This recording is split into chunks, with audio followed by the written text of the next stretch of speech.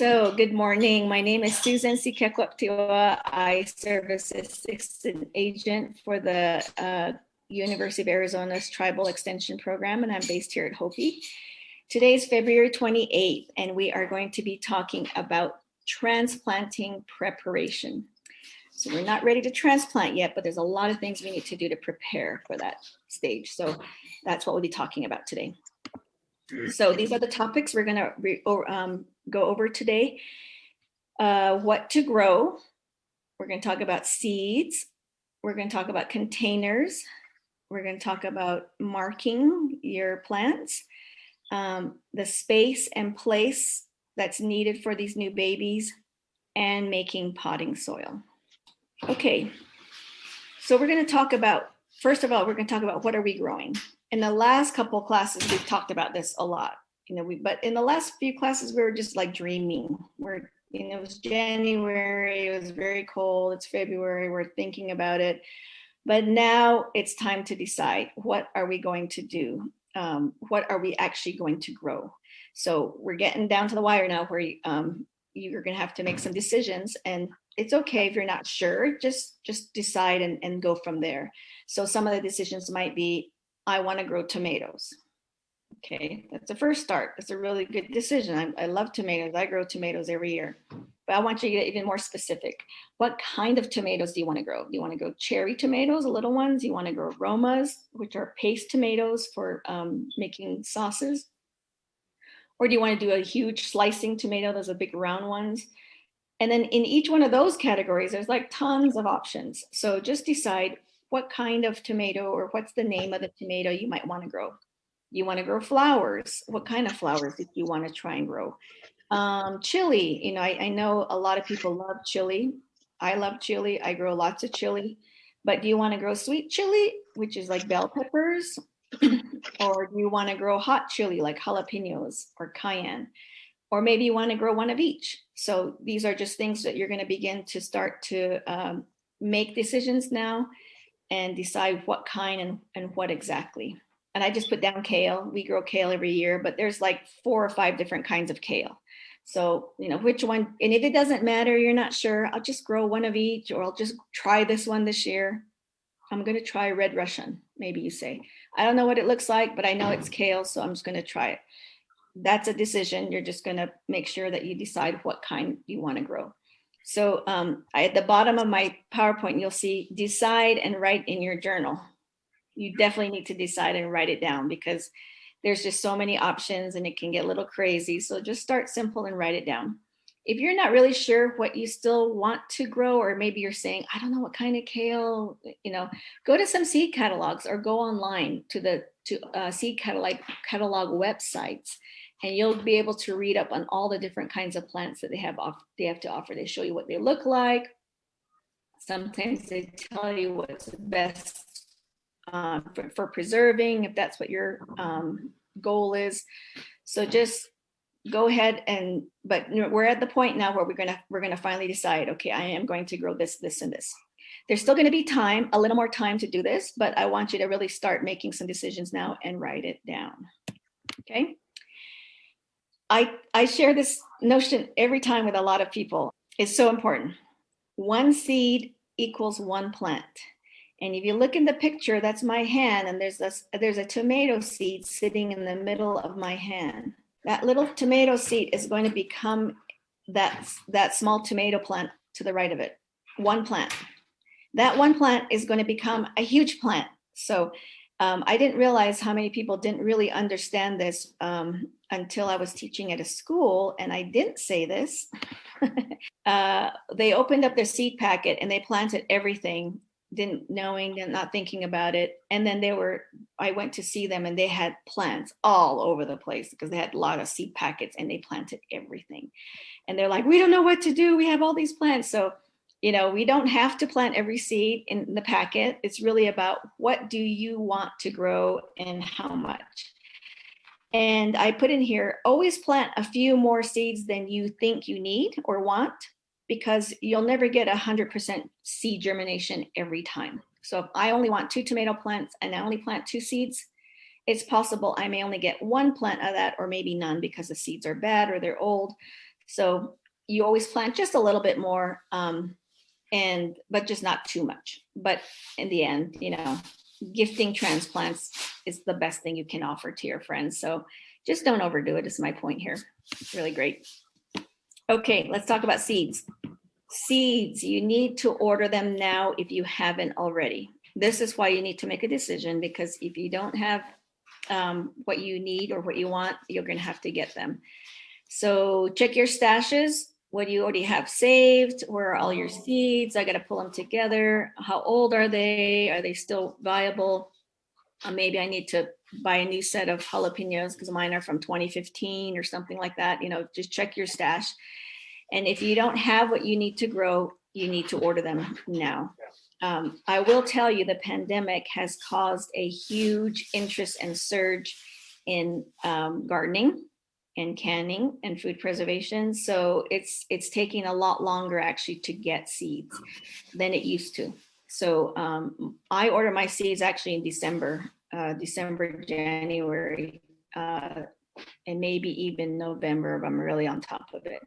So we're end of February, early March. The rest of the country is probably looking at the same thing. So just think about, but go ahead and order them anyway if you haven't. If you have extra, then you can share those. Seeds are the best when they're a year or 2 years old. After that, they start losing a little bit of their viability. So if you want to share seeds that you have extra, that's really nice. And I think this is really where we're trying to create a network in our community. If you have extra seeds, you might want to send a group email to or respond to one of our emails out saying, I have seeds, anybody want some? Or I have seeds to sell. Think about that. But the point is, get your seeds now. If you don't have it, go check your stash, compare to what you want to buy or plant, and get them ordered. So now let's move to containers. So these are some of the things you're going to need to have in hand when you start to transplant, if you want to learn to transplant. So we're going to talk about containers that we use to germinate seeds. And then we're going to talk about 6-pack containers, is what you see in the picture here. And then we're going to talk about larger plant containers. Whatever container you use, whether it's made for this or you're recycling it, we always need holes at the bottom. The water needs to drain out when we water these plants, otherwise we'll drown them. So whatever you do, just always remember to make sure that there's holes at the bottom of any plant container you use. Okay, that's the first lesson. So let's look at containers for germinating seeds. This is an extra step. If you want to do this, you don't have to do this, but this is how I learned, and this is what I currently practice for a lot of seeds, not all the seeds. But this is a small container that I use for germinating seeds. So they're like 3 by 3. They're 3 by 3. Oops, sorry, it's very slow. Oh no. Okay, this container is 3 inches this way and 3 inches that way. And it's probably only 2 inches deep. And you can see it's all I'm doing is starting the seeds in this little cup. It's a small container that will hold plants only for the first 2 weeks of their life, maybe 3 if you don't get to them, but you usually try and move them out by then. They will be moved from this space to a larger space.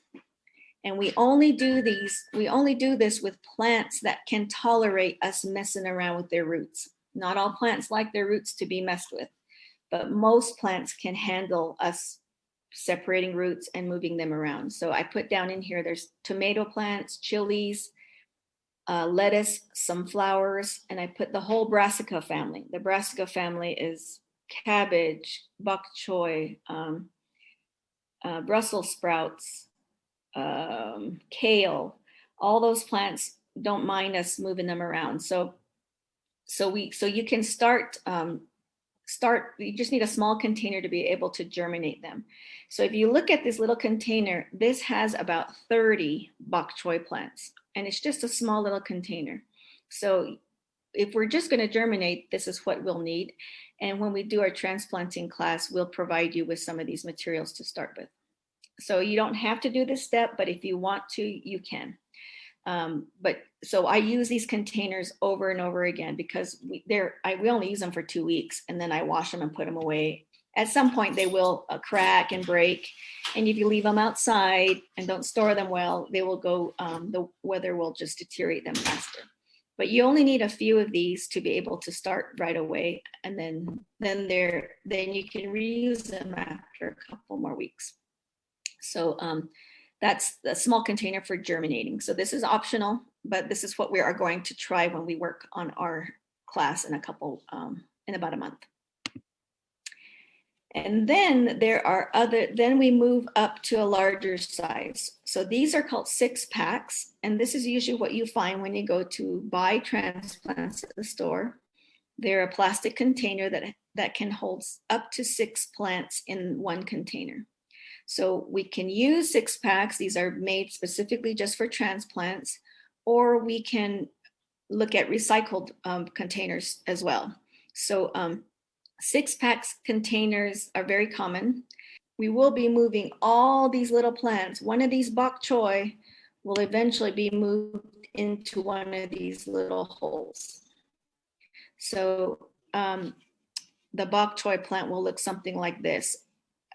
As it gets older, we'll end up with 6 or 8 6-packs of bok choy. So we're moving them from a smaller container to a larger container. So we do this because the roots need more room for them to get bigger. And I'm using 2 different potting soils for this method, but we'll get into that a little bit later. But the plants will live in these containers, in these 6-pack containers, anywhere from their 3rd week of life all the way up to another 8, maybe even 10 weeks. So they're living in this little space. And so the potting soil we make for these spaces, for this plant at this stage, is different and needs a little more nutrients. So these 6-pack containers, they only last, if you take care of them, maybe about 3 seasons. They're really only meant to use once. But of course, I reuse them again as well, clean them very well.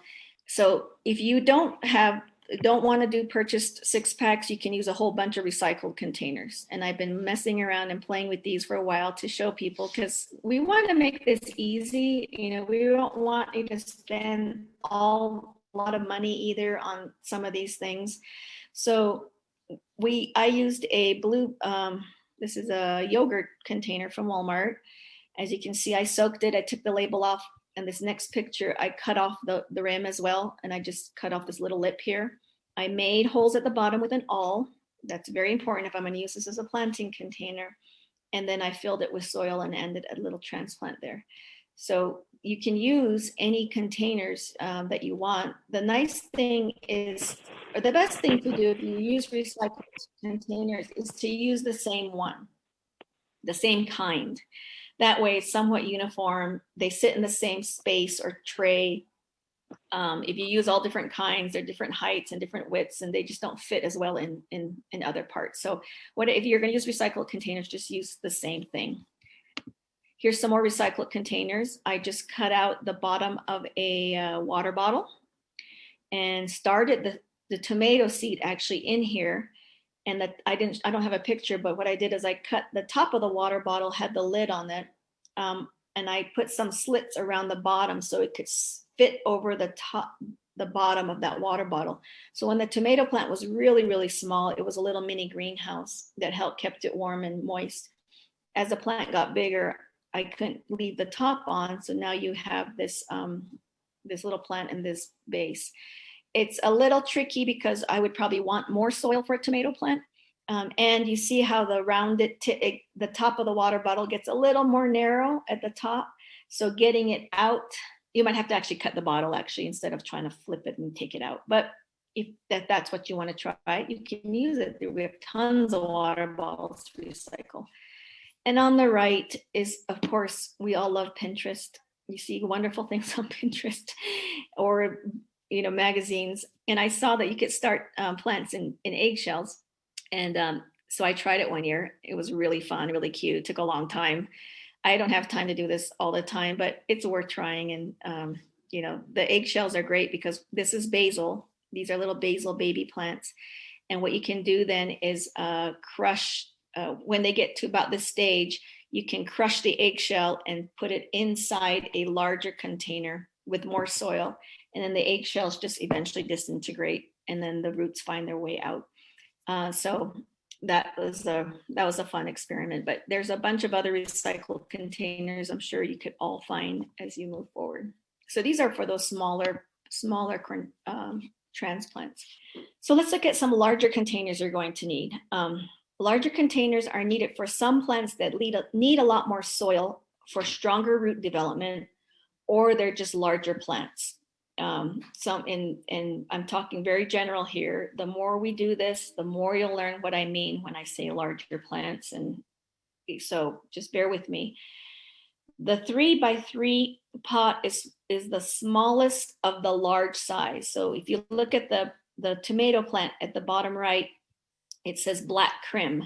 This is a 3x3 pot. It's the same dimension on the top as our germination pot you see in the back. It's just taller. It's now 3 inches deep. So it's a 3x3 pot actually. So we're gonna move, even though we started our tomatoes in the small one, we're gonna move those into bigger pots for tomatoes because they just need more soil. They have larger roots. So that's one of the ones we use the bigger pot for. Or the other option you can do if you don't want to germinate in the small pots and move them is to just put one seed in a 3x3 pot and germinate right in that pot and just leave it, and it'll keep growing up. Tomatoes, you can do that. Chilies, you can do that.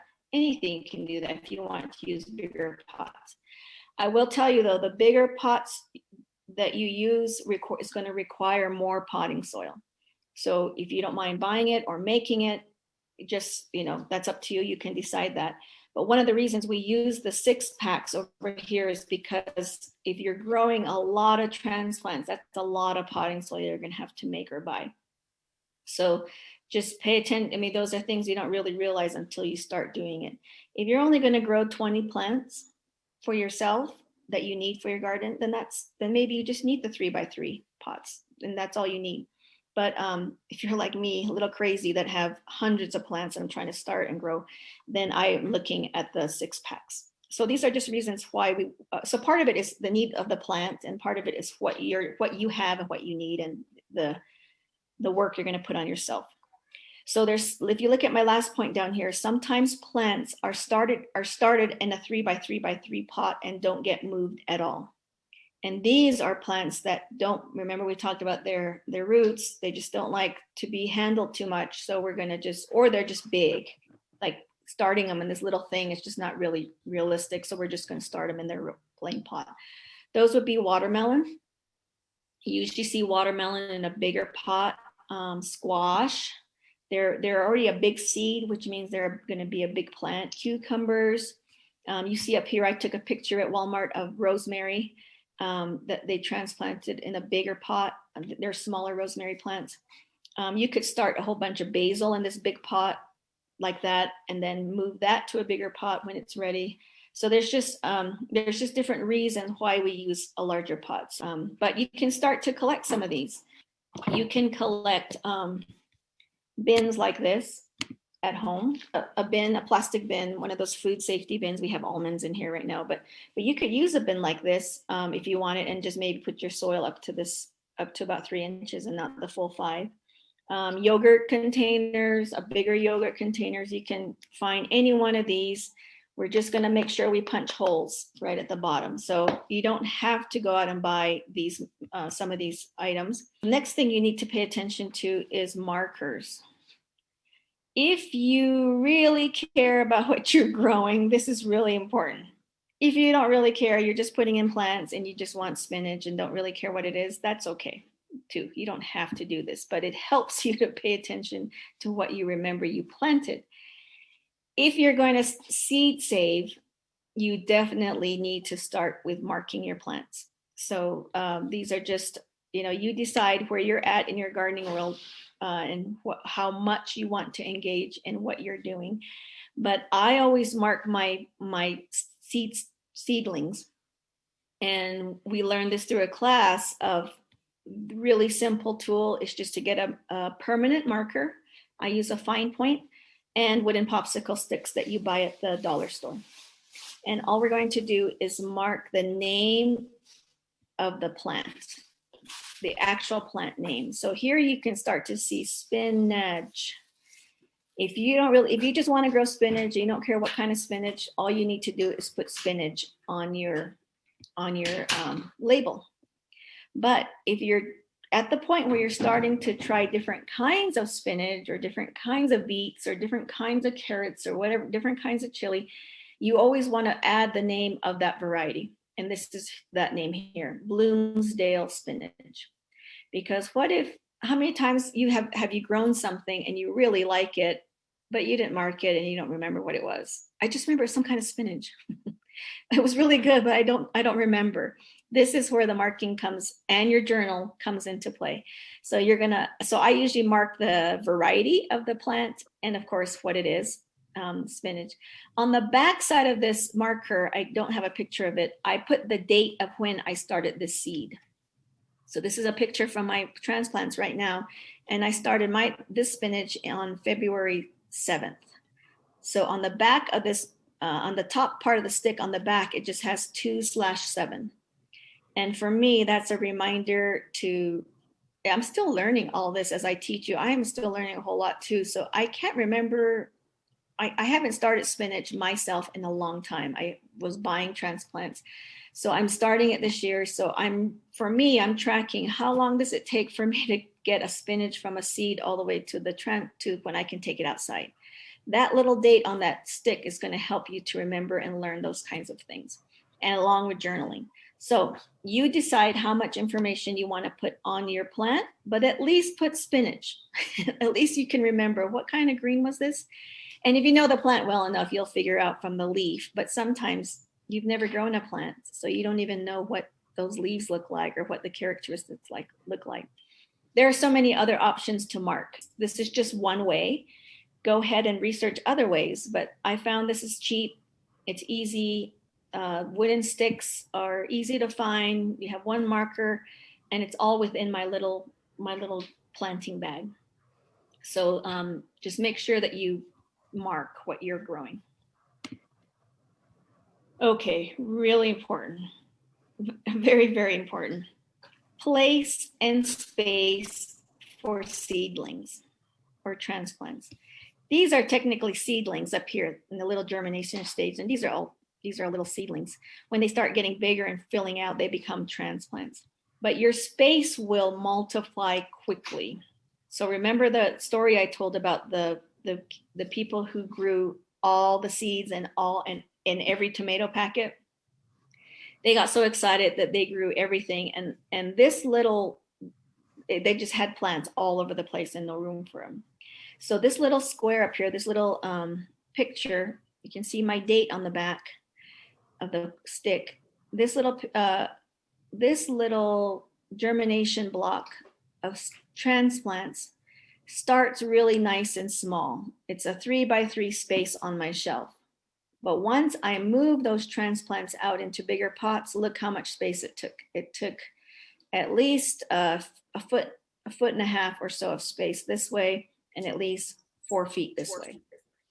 So it multiplies quickly.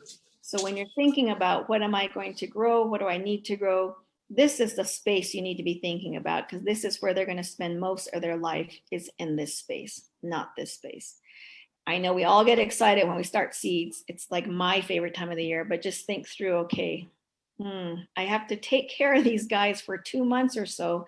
What kind of space am I looking at? So plants need to be kept warm, transplants, babies. And when I say warm, it's nice to have them at a minimum of 45 to 50 degrees. Anything colder, they'll start to slow their speed or their growth. So we want to keep them as best as we can at a warm space. So they're kept indoors, or they're kept, near the space heater, or they're kept in the window where the sun will come in. There's all these different tricks that we're going to do to try and keep them warm. Once they have leaves, because I'm showing you plants that already have leaves, but they start out, of course, they just look like soil in them. But once they have all their little leaves right here, they require sunlight. So they're going to have to be in a space where they get light. And we'll talk more about this in our transplant class about what happens when they don't get enough light. So, but just pay attention. If I'm going to start 6 chili plants this year, is that in a 6-pack or is that in a 3x3 pot, or something around this size? A 6-pack is probably about this size right here. It's about this size. And look how much 6 of the 3x3, they take almost twice the amount of space. So just pay attention. Don't be like the other people and learn the hard way. We're all trying to make sure that we do this well and do it right and have a successful outcome on the end. So now we're finally at potting soil.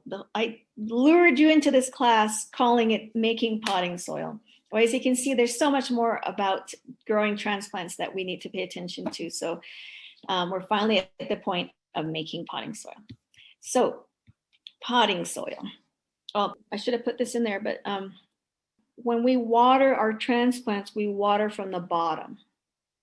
And so they're sitting in the tray that's flat and level that allows us to put the water in the tray. And then the plant soaks the water up from the bottom. So you can buy trays specifically for this again if you want to buy them. But what I did when I first started is I would save, and we all love, go dig in your pantry. You probably have tons of stuff out there for us to use. But we have,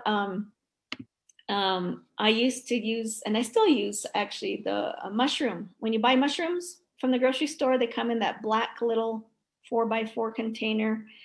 I would save all those because they're a little heavy duty plastic, and a 6-pack will fit in those mushroom containers. So I would put the 6-pack in those and fill them up with water. You can use your baking pans, or your, not baking sheets, but the roasting pans that have a little lip on them for 2 inches. Put, just to water. We're going to just put our plants in there, 2 or 3, pour water in the pan and let the water soak up, and then we'll put the pan away.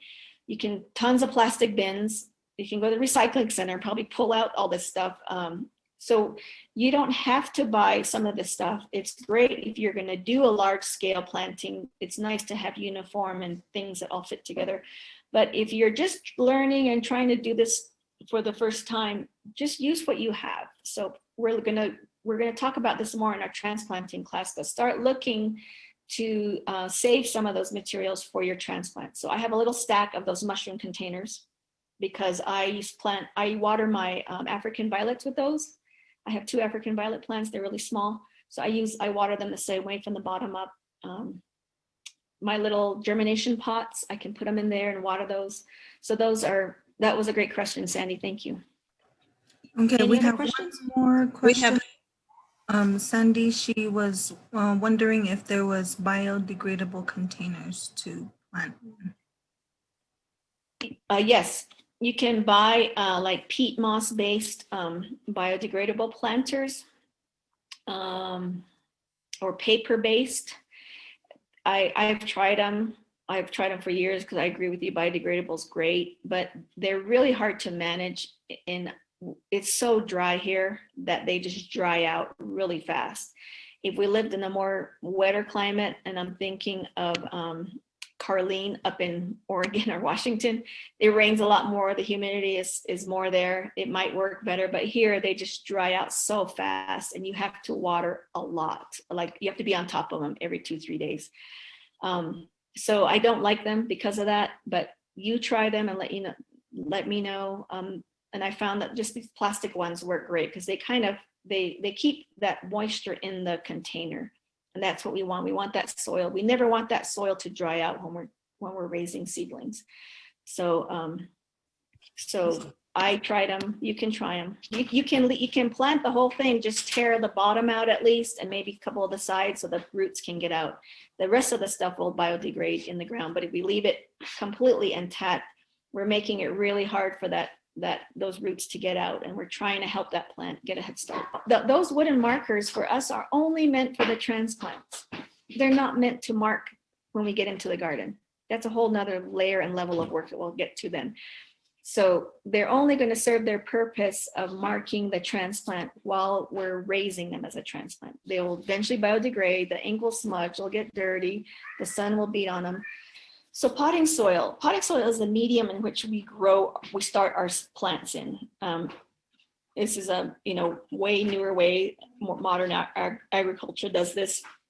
As Hopis, we never started anything new. We just always put the seeds in the ground. But we're learning now we can help plants along faster if we grow them inside and modify their conditions. So potting soil is one of the ways in which we help our plants germinate faster and easier. When we use potting soil allows the water to drain out of the pot. And it allows better drainage than your average soil out in the ground. So that's one of the reasons what we look at when we're making potting soil is for drainage. It's very lightweight because if you're going to make a whole tray of plants, you got to carry that tray, and the heavier soil is the heavier it is to manage. But so it's partly for you, but it's also partly a big part is for the seed. It's easy to handle. It's really easy to use. It's fluffy and light. It's the same stuff we use over and over again, so it's consistent. And making your own potting soil is really easy, and it's way more inexpensive than buying it. So that's one of the reasons why we wanted to share this with you, to help you save some money, but also learn all these different elements that make you a better grower. So there's all different kinds of potting soil. I mean, go online. But if you look at the bottom here, there's a lighter to finer textured mix, which is what we're going to be talking about when we're starting seeds or when you're trying to root some cuttings. Or we can use a more coarser kind of potting soil, which is used for trees or shrubs. You can use more drier soil when you're trying to put a mix together for things like succulents and cactus that have different growing requirements. But whatever you're using, it's really good to pay attention to what plant you're growing and what it's growing in. That'll make your success of the plant health and growth and vitality better. So I'm just sharing with you, there's all different kinds, but we're going to focus on the kind that you use for starting seeds. Potting soil ingredients, there's a whole bunch of kinds, and the more research you do, the more you're going to see. We're not going to go through all of these because it can get quite extensive. But for the most part, you usually see peat moss or coconut coir. We'll go into those a little bit more. You'll usually also see perlite and vermiculite, and we'll review those in a bit, and compost. Those are probably the top 5 things you'll see in most of the recipes that you'll see. But you can also use composted manure or aged manure. You can add sand from your local, anywhere outside where there's sand. Remember from our soil courses, there's a lot of minerals in sand, silt and clay mixed together. There's a lot of minerals there. So that adds to the nutrient content of potting soil. Or you can usually buy something called topsoil. Topsoil was originally naturally made on the earth's surface, and it's got so much nutrients in that top 1% of our fertile topsoil. Today, you probably have to buy it in the store, but it's the nutrient content that we want in topsoil. So those are just some, you'll see a lot of these listed when we go through some of the recipes or if you do more research. So potting soil ingredients, let's look at some of those top main ones. Peat moss. Peat moss is when you go to Home Depot, you'll see a big old bag. It's a 3.8 cubic feet worth of potting soil in a big old brick like this in a bag. But peat moss is mined.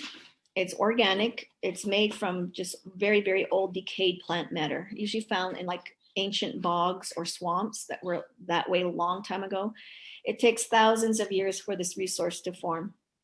And so it really is not a sustainable resource because the more we mine it doesn't come back right away. So that's the one negative about using peat moss is we're probably using it more than it can be replaced. But coconut coir is a great replacement. And if you don't find peat moss, don't want to use peat moss, and we'll talk about coir in a bit. But what's the purpose of adding peat moss to your potting soil? It serves as a majority of the bulk in that potting soil. It's going to make up most of, when you fill a cup, most of what's in there is that peat moss or coir. It's very, very light, and it helps to drain water away. So water is wonderful. It's a need when we're creating seedlings, but too much water can be a detriment. The only bad thing about peat moss is it's got hardly any nutrients in it. But that's okay, because we're going to do other things to add that piece. So if you don't want to use peat moss, you can use coconut coir. And this is the shredded hulls of a dried coconut. The skin of a coconut, the hairy one, once it's really dried out, that's what coir is. It's very trendy now. You can go to any supply store and find it. You used to have to only go to gardening centers, but I think you can find it pretty much in other gardening center places of larger stores. But this is a waste product, meaning people grow coconut mainly for the milk or for the meat, and then they used to throw away the hull and the skin. But nowadays we're recycling that, and so it's a way more sustainable product than the peat moss, and it serves the same purpose. It's bulk mass. It just creates a majority of what that seed sits in. It holds a little bit more water better than the peat moss, but it's still very light in weight.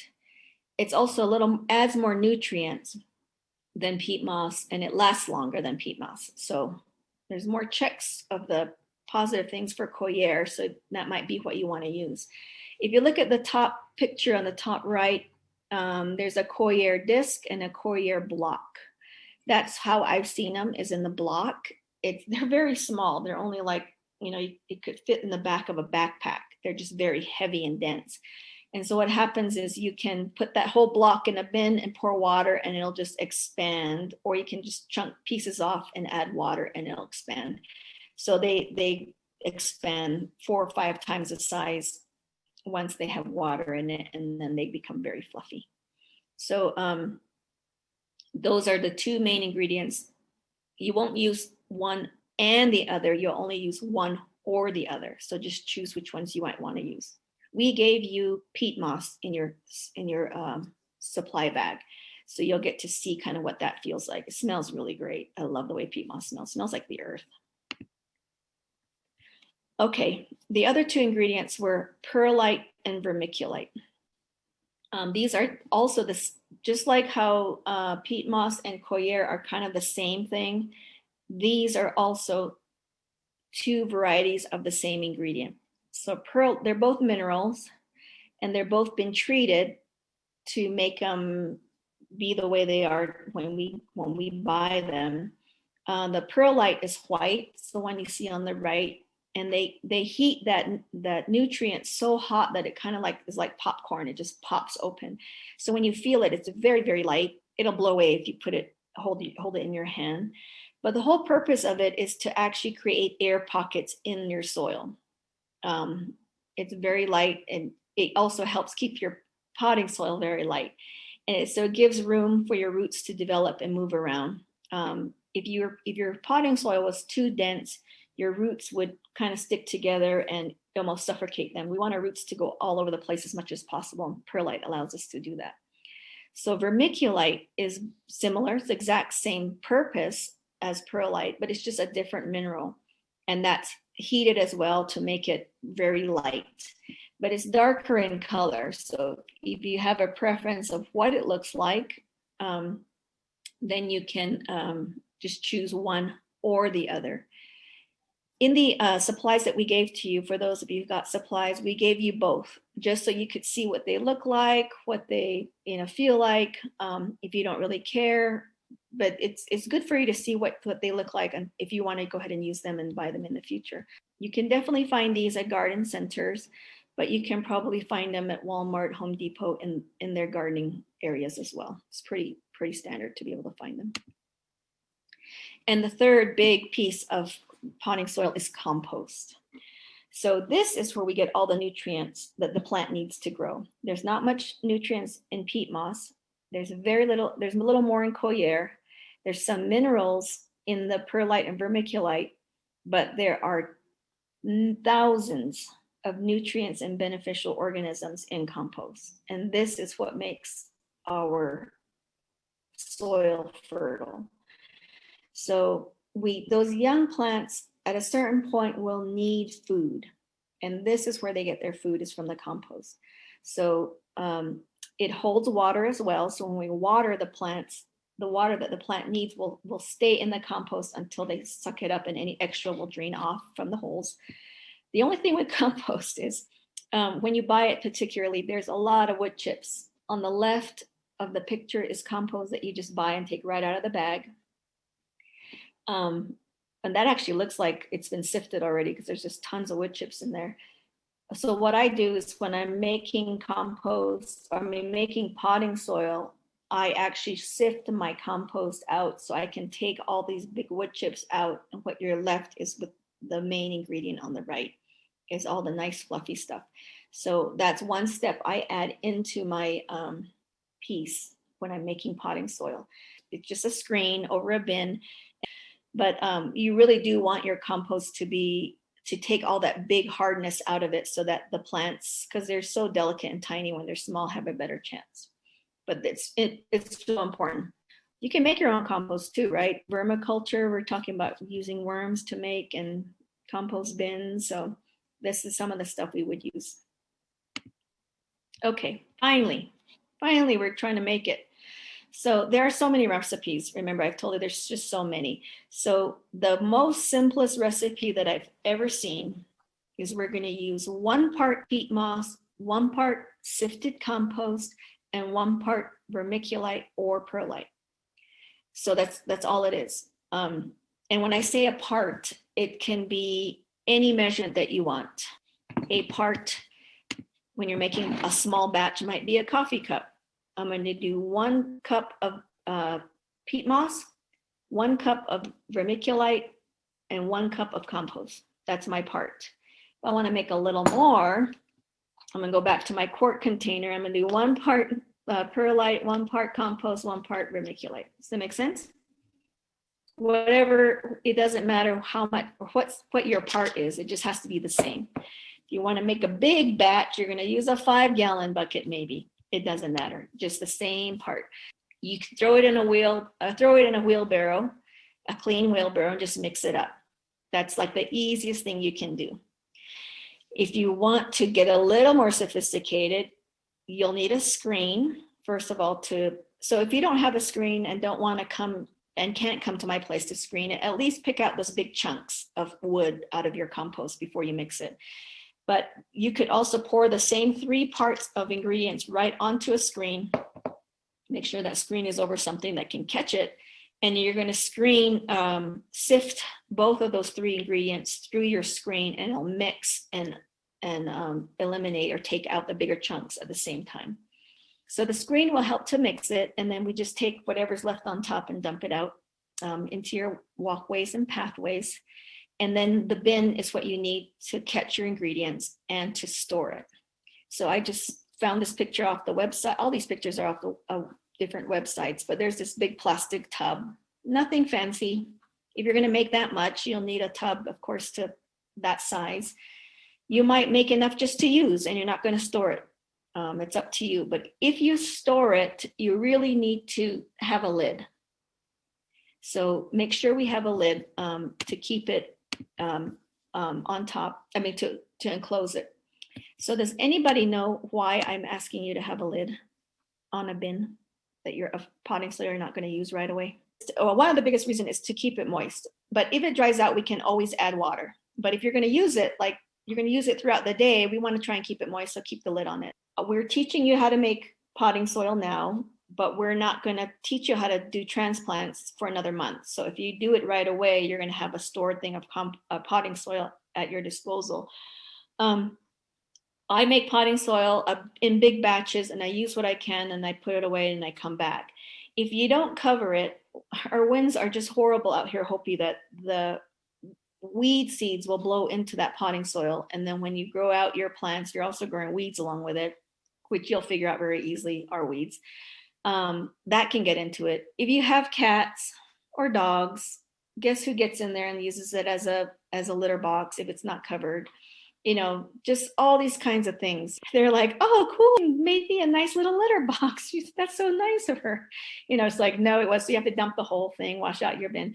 So if you plan to store it a little bit, just have a bin and even put in big letters, potting soil, and then just label it.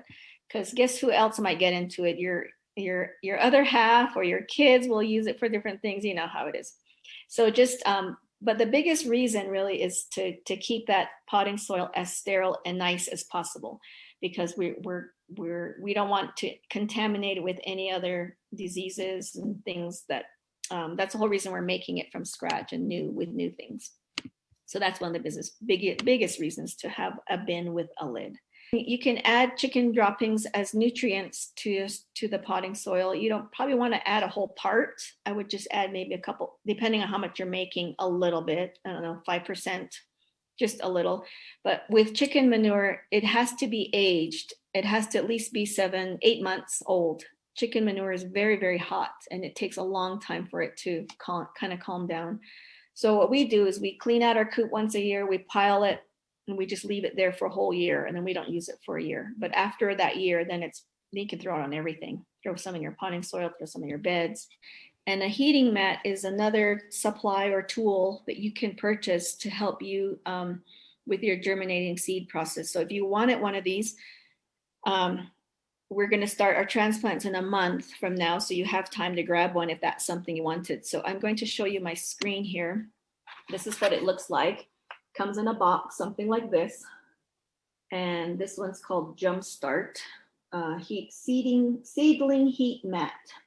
This is the box it's in. But what it's just a mat. Here's a picture of it.